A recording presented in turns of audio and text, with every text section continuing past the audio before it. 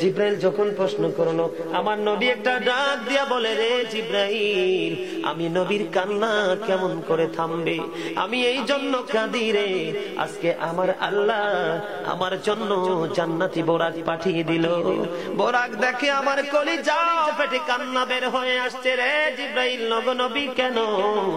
নবী উত্তর দিয়ে দিয়েছেন, আমাকে নেওয়ার জন্য আল্লাহ বোরাক পাঠাইছে। 50,000 বছরের রাস্তা হবে, যার যার কবর থেকে হাসরের মাঠ। ফুলচেরাতের পুল হবে 30,000 বছরের রাস্তা।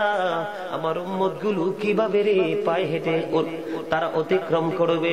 বন্ধু, নবী এমনি এমনি কাঁদেনি রে। নবী জানিয়ে দিয়েছে, কাল কিয়ামতের ময়দানে উম্মত গুলো খালি পায়ে থাকবে, মাটি তো তামা থাকবে।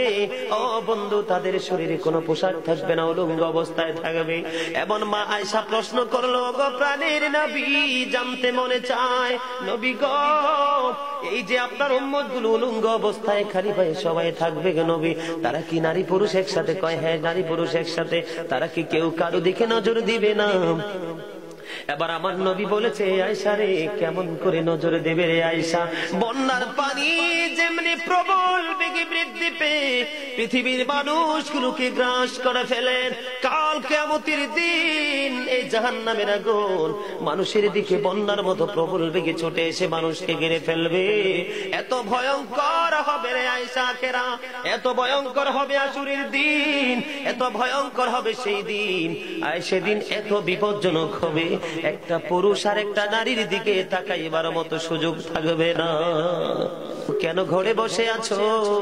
এই মাহফিল তো প্রতিদিন হবে না। গত বছর এই মাহফিল হয়েছে, এই বছর অনেক মানুষ মরে গেছে, ঠিক কিনা বলেন? আবার আজকে থেকে আগামী বছর পর্যন্ত কে বেঁচে থাকবে জানা নাই, ঠিক কিনা বলেন?